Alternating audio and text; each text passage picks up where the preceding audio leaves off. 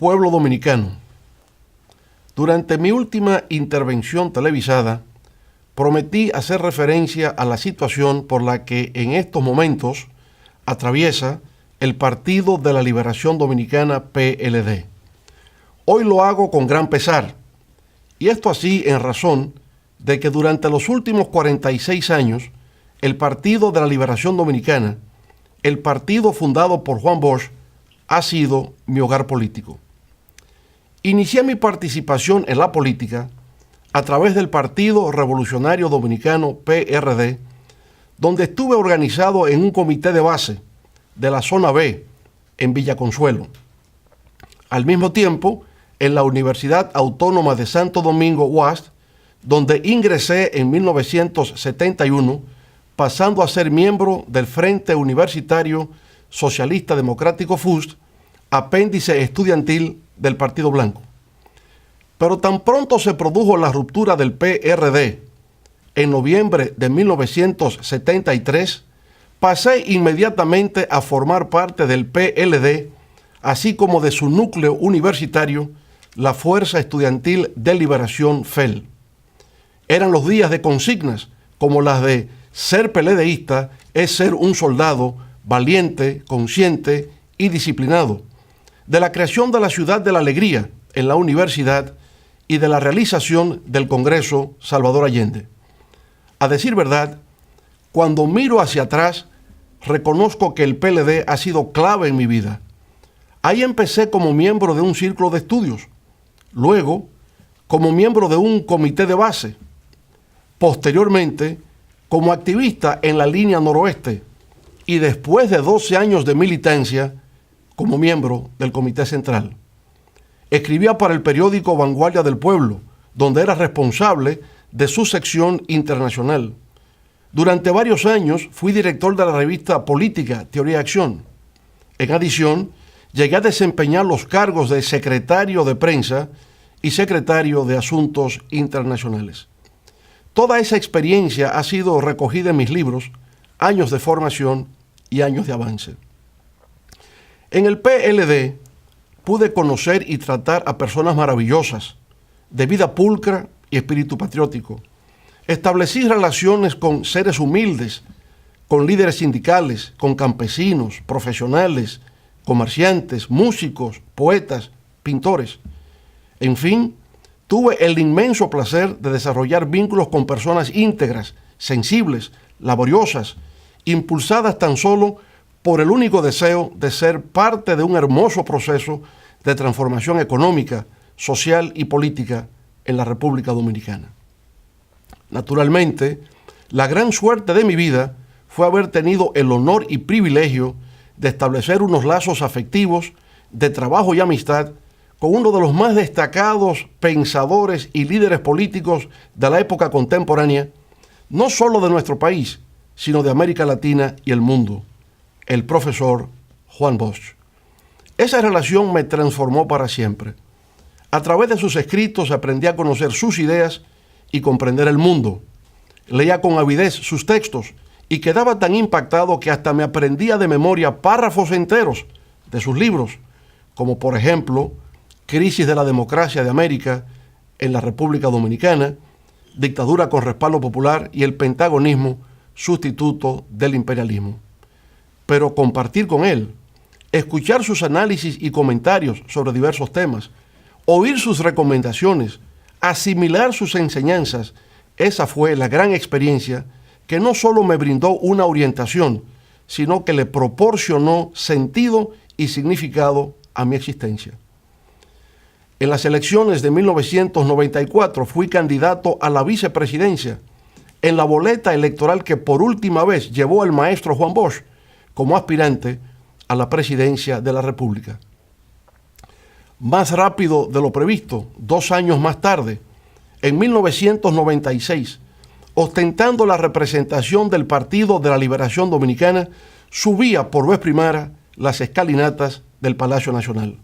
Lo hacía con orgullo, con ilusión, porque comprendía que nuestra generación había encontrado la gran oportunidad histórica para introducir cambios trascendentales en la vida nacional. Así lo hicimos. ese primer gobierno del PLD, de 1996 al 2000, fue para muchos un gobierno ejemplar. Constituyó un nuevo capítulo en la historia nacional. No solo simbolizó un cambio generacional en la vida política del país, sino una transformación sustancial en la calidad de los servicios, la modernización y el progreso del pueblo dominicano. En algunos sectores se ha levantado la pregunta del por qué, si presuntamente ese gobierno fue tan bueno, no resultamos victoriosos en las elecciones presidenciales del año 2000. A eso también respondí en su momento diciendo, los que no saben por qué perdimos es porque nunca entendieron por qué ganamos. Con eso quería hacer referencia al hecho de que nuestro triunfo en las urnas en el 1996 no se debió a que como organización política tuviésemos una base electoral propia, sino a la circunstancia de que en la primera ronda electoral tuvimos una migración de votos reformistas a nuestro favor, y en la segunda vuelta el pleno respaldo del doctor Joaquín Balaguer y del Partido Reformista Social Cristiano. En la construcción de una base social propia de apoyo electoral, el PLD alcanzó su clímax en el 1986, cuando conquistamos el 18% de los votos. 4 años después, en 1990, cuando hasta ese momento obtuvimos nuestro mayor índice de desempeño electoral, alcanzamos cerca del 35% del respaldo popular. Pero ese 35% no era enteramente nuestro. Había un segmento importante de ese núcleo de electores que había migrado del PRD hacia nuestra organización con la intención de procurar un triunfo sobre el Partido Reformista Social Cristiano. En las elecciones siguientes de 1994 sufrimos el único descenso electoral luego de que en 1978, cuando solo conquistamos el 1% de la votación, empezamos a crecer en cada proceso electoral siguiente, alcanzando el 9% en 1982, el 18% en 1986 y a cerca del 35% en 1990, como acabamos de señalar. La gran conversión del PLD en la principal organización política del país, luego de que el profesor Bosch plantara su semilla, empezó realmente a tener lugar en ese gobierno de 1996-2000. En las elecciones presidenciales del año 2000, logramos alcanzar cerca del 25% de los votos. Hasta entonces, en toda la historia del PLD, nunca habíamos conquistado tal nivel de votación contando con nuestra propia base social de apoyo. Para el 2002, a pesar del llamado ciclón batatero, que le proporcionó al PRD el dominio de las cámaras legislativas y un gran número de alcaldes, lo cierto es que ese partido en tan solo 2 años descendió de un 49% de las votaciones a un 42%, mientras el PLD ascendió de un 25%, como acabamos de indicar, a un 33% de apoyo de los electores. Así pues, para el 2002 ya el Partido Morado representaba el 33% del electorado nacional.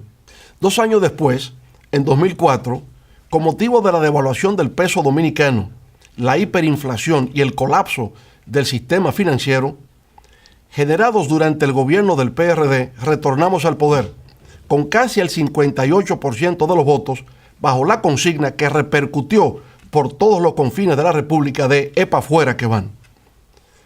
A partir de ese momento, el Partido de la Liberación Dominicana se transformó en la más exitosa organización política de la historia nacional.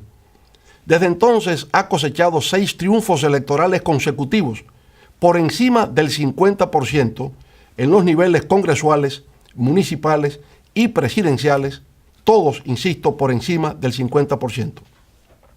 Si a eso se añade la primera victoria de 1996, entonces serían 7 de las 9 elecciones que se han celebrado en el país durante los últimos 23 años. Como me correspondió el honor de encabezar el primer triunfo del 1996 y desde el 2002 hasta la fecha, he sido presidente del PLD, esto es, desde hace 17 años, puedo afirmar, sin caer en ningún acto de inmodestia, que he estado en el corazón o en el centro de por lo menos 6 de esas 7 victorias. Distinguidos televidentes, a pesar de que dentro del PLD, como en cualquier organización política, siempre abundan los conflictos, los que actualmente afloran dentro de las filas del Partido Morado nada tienen que ver, por lo menos de mi parte, con un tema de egoísmo o lucha de poder, como a veces erróneamente se afirma a través de los medios de comunicación. Tienen que ver más bien con lo que considero son problemas de valores, principios, actitudes y comportamientos en la vida política. Y el primero de esos valores y principios se refiere a su vez a la Constitución de la República. Durante mi primer periodo de gobierno, el doctor Joaquín Balaguer, pensando de buena fe en el futuro del país, me propuso formalmente la realización de una reforma a nuestra Carta Magna con la finalidad de presentarme a una reelección presidencial en el año 2000 para un segundo periodo consecutivo.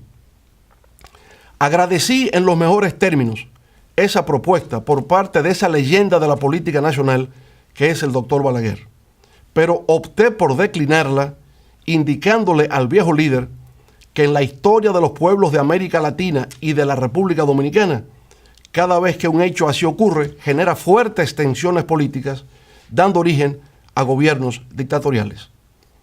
Así pues, en lugar de proceder a una modificación de la Constitución, lo que hice fue lo que tenía que hacer como buen PLDista: apoyar sin reservas, con toda mi fuerza, al entonces candidato presidencial de nuestro partido y actual presidente de la República.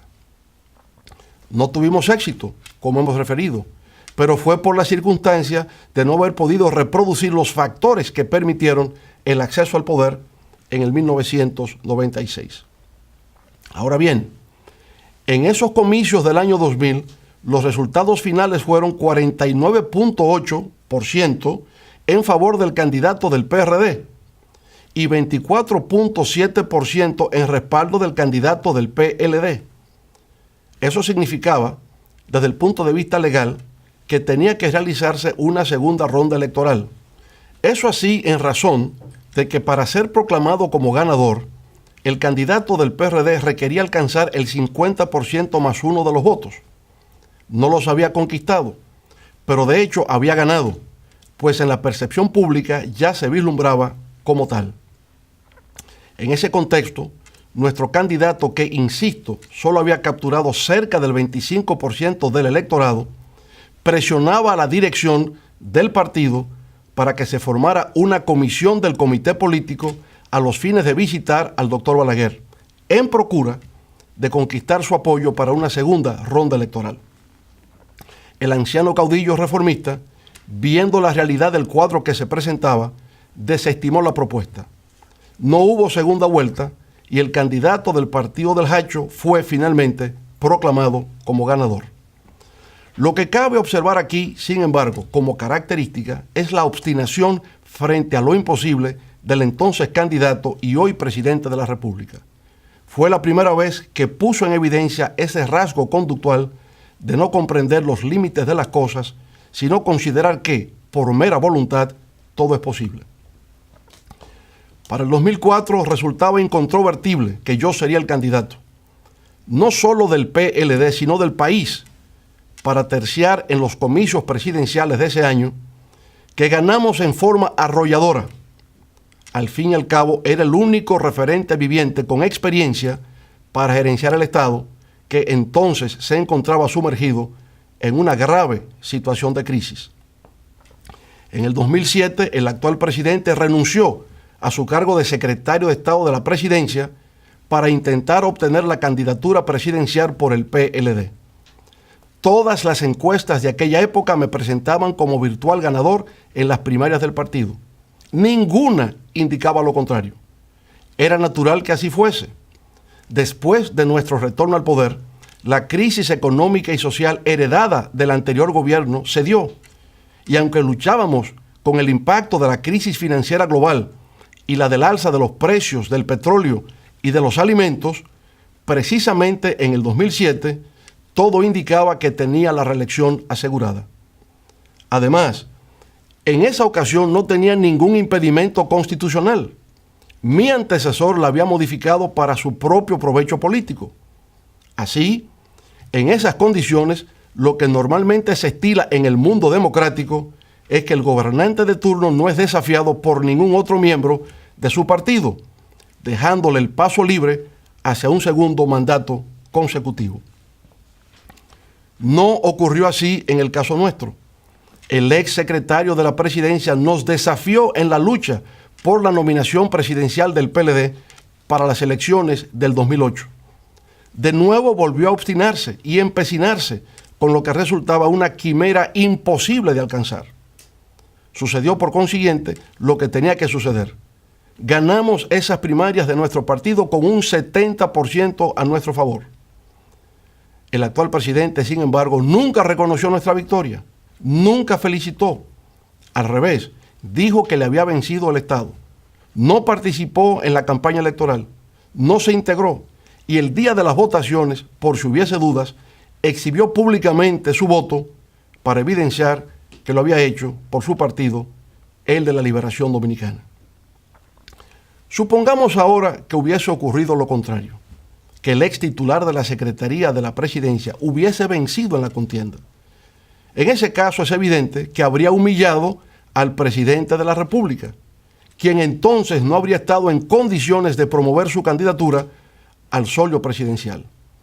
De esa manera, por supuesto, nuestro candidato habría perdido, pero la obstinación frente a lo imposible ofuscó la claridad de pensamiento, conduciéndolo a una derrota inmerecida, la cual pudo haberse evitado. Algunos de los que hoy levantan sus voces de manera soberbia y altisonante dejaron entonces abandonado a su líder actual. Se aferraron complacientemente al nuevo gobierno y dejaron que el candidato derrotado emprendiera solo su travesía por el desierto. Pasado ese proceso, el hoy presidente se incorporó de manera normal a los trabajos del comité político. Hay quienes me han señalado que cualquier otro adversario distinto a mí, luego de lo acontecido, había procurado eliminarlo como competidor, tal como se predica en el clásico texto de Robert Greene, Las 48 leyes del poder. Sin embargo, no es mi caso. No está en mi naturaleza ser así. Para hacerlo tendría entonces que renunciar a mi propia condición humana. En las elecciones congresuales y municipales del 2010, el Partido de la Liberación Dominicana llegó a la cima de su gloria. Obtuvo 31 senadores, decenas de diputados y una gran cantidad de alcaldes. La mayoría de esos legisladores electos me visitaron a Palacio para indicarme que estaban a mi disposición para realizar una reforma a la Constitución que me permitiese un tercer periodo consecutivo. Se recogieron 2 millones de firmas para persuadirme de la necesidad de continuar al mando. Se realizó una gran concentración en el Palacio de los Deportes a tales fines. En mi intervención, sin embargo, dejé claro, sin titubeo alguno, que endosaba esos 2 millones de firmas al partido, debido a que la Constitución de la República me impedía una nueva reelección. Se aproximaban las nuevas elecciones presidenciales del 2012. El actual presidente de la República no marcaba bien en las encuestas. La primera dama, Margarita, por el contrario, se encontraba en una posición de preferencia. En una de las decisiones más difíciles de mi vida, le solicité a ella, sin embargo, que abandonase su legítimo derecho a aspirar por la candidatura presidencial, dejándole así al presidente el camino despejado para la obtención de su candidatura a la primera magistratura del Estado. Si en aquel momento hubiese intentado imponer a la primera dama como candidata, sabía lo que ocurriría. El partido se habría dividido, habríamos perdido las elecciones y yo habría sido el responsable histórico de esa derrota. Luego, con 30 puntos por debajo en las encuestas frente a su antiguo rival del PRD en los comicios del 2000, le ayudamos con gran dedicación y empeño para que viera cristalizar su sueño de ver la bandera tricolor colocada sobre su pecho. Todo eso se hizo a cambio de nada. Nunca se solicitó un ministerio, una embajada o un consulado, nada. Se hizo porque así nos formamos los PLDistas auténticos. Al presidente, en su hora de penumbra, no se le empujó hacia el abismo. En los momentos en que por razones de méritos le correspondía la oportunidad, hicimos hasta lo indecible. En circunstancias en que su candidatura aún no concitaba suficiente respaldo, le servimos de apoyo. Esa ha sido siempre nuestra forma de pensar y proceder. Creo en valores y principios. Creo en el respeto a la Constitución, en la preservación de la democracia como sistema político y en la consolidación de un Estado fundado en los criterios de legalidad y legitimidad. Pero de igual manera me inclino frente al sentido del honor, de la dignidad, del decoro, del respeto, de la decencia, de la cortesía, de la amistad, del mérito y, en fin, en la ética del intercambio de las relaciones humanas. Señoras y señores, al abandonar el gobierno en agosto del 2012, mi nivel de aprobación llegaba al 74%. Pero eso, que en principio debió servir de estímulo y aliciente, obró por el contrario en mi contra. Sirvió en realidad para que mis adversarios de adentro y de afuera pusieran en ejecución una intensa y despiadada campaña de demolición moral que intentaba hacerme desaparecer del escenario político nacional al tiempo de destruir nuestro legado en beneficio del progreso y el bienestar del pueblo dominicano. El gran dramaturgo irlandés Bernard Shaw, al referirse al destacado líder revolucionario soviético León Trotsky, solía decir que era tan fiero en el combate político que podía cortar la cabeza de su adversario y exhibirla en público sangrante, pero no se permitía tocar el carácter privado de su víctima. La despojaba de todo prestigio político, pero le dejaba su honor intacto. Aquí fue todo lo contrario. Se aplicó un plan de descrédito nacional e internacional a través del cual se lanzaron mentiras, falacias, insultos, inmundicias y groserías, todo destinado a hundir mi persona y desmoronar mi imagen. Con el tiempo empezó a verse claro que ese plan de descrédito en mi contra era parte de un proyecto político bien concebido, dirigido a perpetuarse en el poder. De ahí la reforma de la Constitución en el 2015, realizada con el único propósito de hacer viable la reelección presidencial. A pesar de mi oposición a dicha reforma y a pesar del diabólico plan de destrucción al que me he referido, con la finalidad de mantener la unidad del PLD y de que se ganasen de nuevo las elecciones del 2016, puse en segundo plano mis propios valores, creencias y forma de actuar. Acepté suscribir un acuerdo de 15 puntos firmado por todos los miembros del comité político. En esa ocasión, la obstinación frente a lo imposible funcionó debido a que se actuaba desde una lógica de poder y el criterio de que la fórmula de 2 periodos de ejercicio presidencial y nunca más debería ser la norma a tomar en consideración fue aceptada por distintos sectores. Pero ese acuerdo valió de poco a la hora de ejecutar medidas que constituían una obligación a cargo del grupo oficialista. Se incumplieron de manera atropellante varios de sus acápites, incluyendo recientemente el impedimento para que el compañero Demóstenes Martínez asumiera la presidencia de la Cámara de Diputados.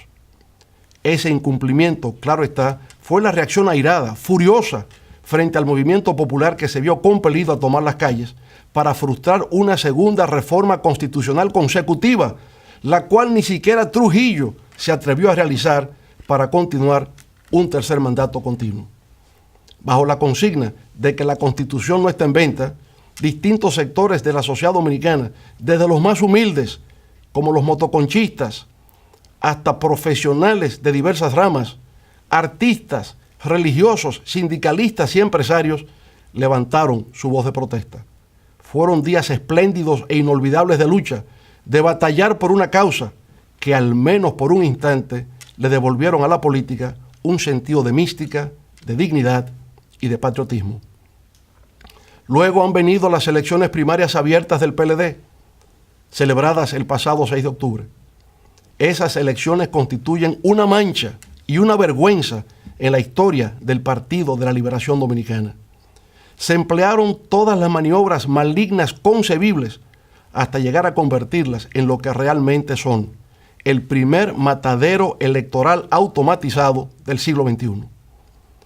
A pesar de haberse hecho uso en forma grosera de miles de millones de pesos, de alzarse con todo el peso institucional del Estado, de contar con el involucramiento activo de ministros, gobernadores, directores departamentales, alcaldes y militares, la fuerza del pueblo salió triunfante. La fuerza del pueblo venció al Estado, demostró que a pesar de todas las adversidades y vicisitudes, es hoy por sí misma una fuerza política respetable, con peso específico en la República Dominicana. Las fuerzas gubernamentales ni vencieron ni convencieron, y para intentar imponerse, sus miles de millones de pesos invertidos resultaron insuficientes, pues tuvieron que recurrir, en adición, a la realización de un fraude electoral. Ese fraude estuvo programado para entrar en funcionamiento desde las primeras informaciones transmitidas sobre el resultado de los cómputos, pero se aceleró e intensificó cuando con el 90% de las mesas computadas la tendencia nos proyectaba como ganador. Fue ahí, precisamente ahí, cuando a partir de las 6:30 p.m., solo faltando por computar el 10% de las mesas o 200,000 votos sobre el 1.600.000 que ya se habían computado, que se produjo el fenómeno que ha dejado a destacados especialistas de la ciencia de la data y de las estadísticas en estado de desconcierto y de perplejidad. Nunca habían visto un hecho semejante.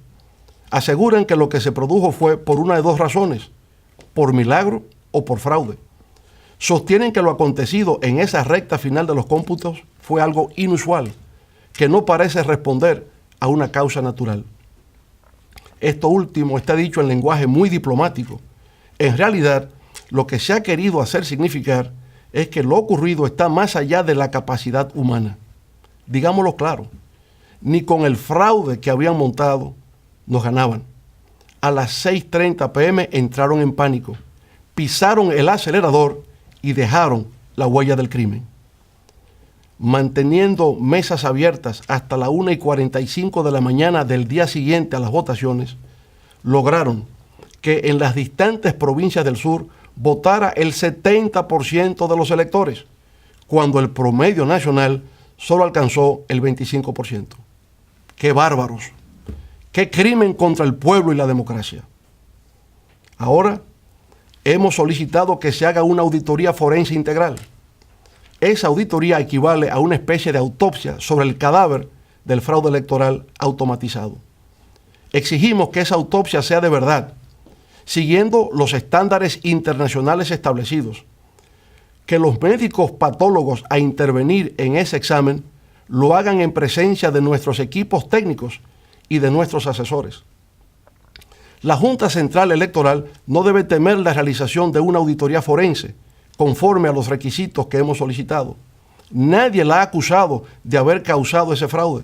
Todo el mundo sabe que sus integrantes son personas íntegras y de respeto. Los causantes son otros. Por tanto, la Junta Central Electoral no pierde nada y sí ganaría mucho en autoridad y prestigio si deja que los hechos fluyan y permite que los médicos de patología informática hagan la disección al cadáver del fraude. Al hacerla, deberán cortar los tejidos y órganos en descomposición de todo el cuerpo, cabeza, tronco y extremidades, exhibir sus vísceras purulentas y establecer con precisión en el acta de defunción cuáles fueron las causas reales que provocaron la muerte por fraude del primer experimento fallido de voto automatizado en la República Dominicana.